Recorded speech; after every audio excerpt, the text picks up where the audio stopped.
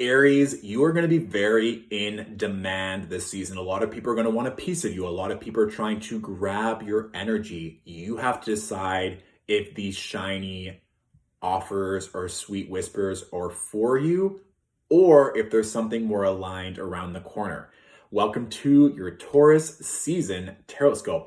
Aries, is it just me or did it feel like Aries season went by like this? I remember the Libra full moon being very intense. And then I barely remember the Aries new moon.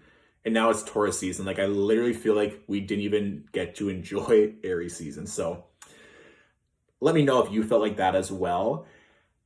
But Taurus season, what's interesting, Aries, when I was channeling, I literally saw this figure on a red carpet wearing these beautiful sunglasses and people screaming at you and being like, like, look at me, like, you're amazing, I love you. And you're like, I know. And you just like kept walking, but there was like certain things that caught your eye. It was almost like you were seeing all these shiny offers or like these people were whispering things that seemed very alluring, but then it cut to you just being very diligent and working extremely hard. So if you haven't already started to receive recognition or praise, or you're getting finally the recognition, money, love that you deserve, you can enjoy it, of course.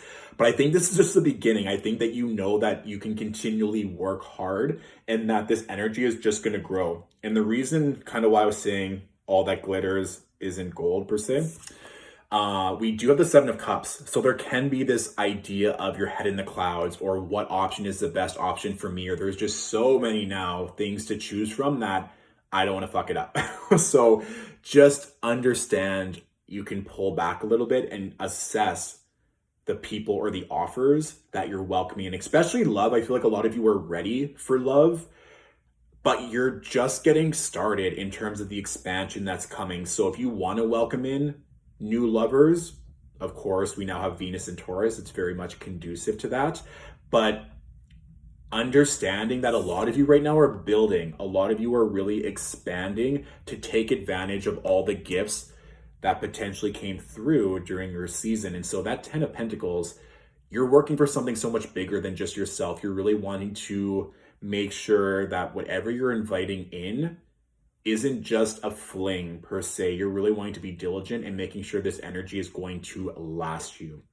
And so be aware of that, especially when we get to the later part of Taurus season. We have Mercury and Venus going into Gemini, which will be very nice for you, but just be cautious of what you're accepting and whether or not it's actually going to serve you.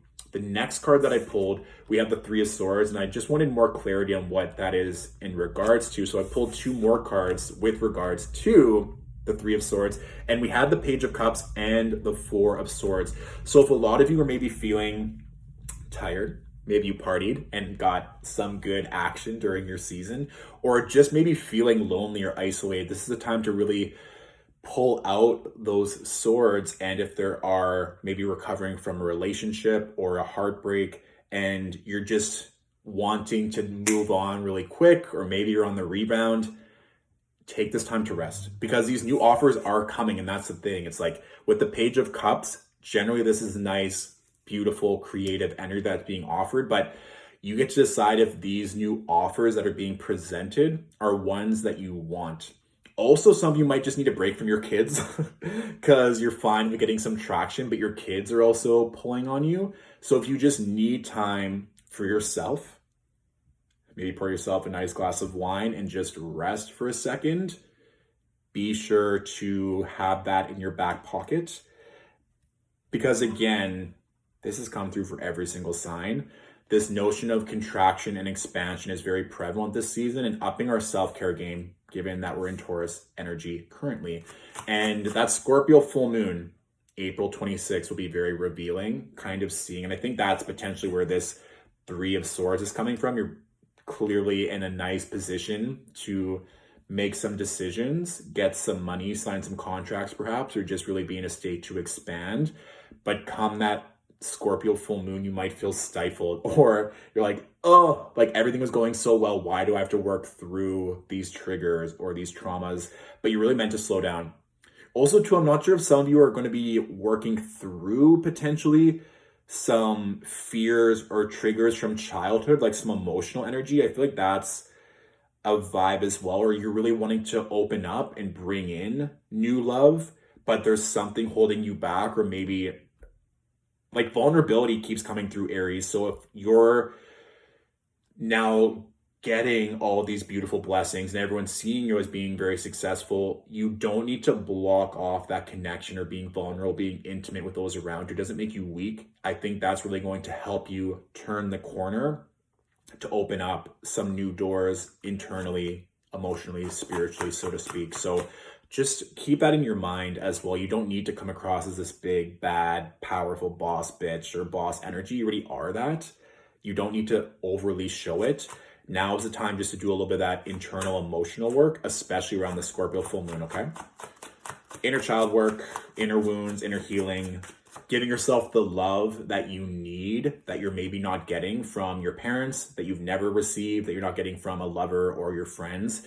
This is the time to give yourself, to pour into you, because it might be even like a little bit lonely, because that Four of Swords, it's like taking that time to retreat and being like, okay, I've now gotten to the new level, but I had to let go of a lot of things, or I'm not accepting these low offers. I'm going to continually grow, but I need the time to rest, to recalibrate before that next big jump can happen. So let's see what else is coming through for Aries. What else do Aries need to know for Taurus season? Yeah, physical activity, Aries. I think if you're wanting to channel your emotions and your energy in a way, definitely utilize. And I'm just like seeing this kind of like jumping over hurdles, but like with glee, you're just like, look how much energy I have. Or just like literally, it's like anything that comes in your way, you're like, got it, like just jumping over with ease. I do see like the figure, like don't get overly cocky or showboaty, being like, look at me, it's so easy, because I saw your foot hit one of the hurdles. You're like, oh, like I gotta focus and not just pose for the cameras here. So stay grounded, making sure that you keep the present awareness in check.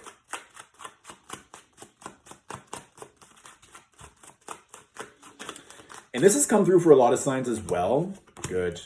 Yes, perfect. Water energy this season, Aries. I just saw a figure like having their face completely submerged in water and just like either like screaming or just letting go and just allowing these waters to heal you and to cleanse you, so to speak.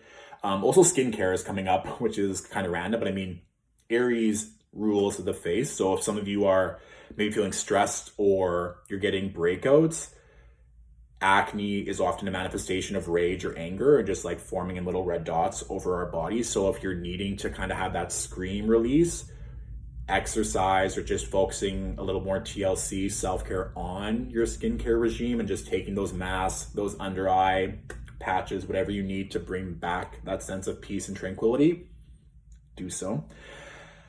And if we're continuing on the theme, as for every sign of expansion, contraction, the next two cards, Wheel of Fortune and Queen of Swords, you standing in your power, speaking forth the blessings that are to come. You're also kind of drawing the line in the sand. You're like, these are my blessings. I've worked my ass off to get them.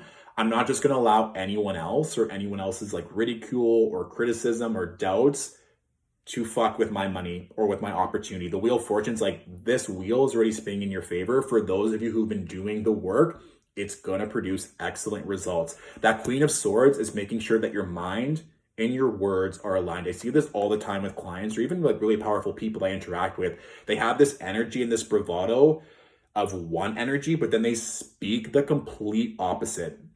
So make sure, and this can be the other way around as well, as either like speaking a big game, but then mentally you're having doubts, to make sure that your mind and your words are aligned, because the last card that we have here is the Five of Pentacles. So I don't want you to take on other people's doubts, scarcity energy from the collective, or even potentially this opportunity that comes into fruition is just going to take an investment of money or just significantly more time, that you're like, really? Like, I thought that I was doing everything right. I was doing what was aligned, and now I need to produce more.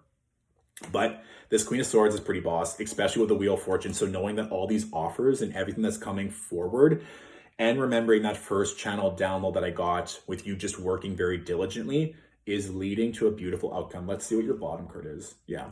I do think that there's either going to be a course or money that you're needing to invest some more time or energy into, just to continually expand in the way that Like if right now you're on a red carpet and people are kind of like screaming and wanting a piece of you, imagine where you're going.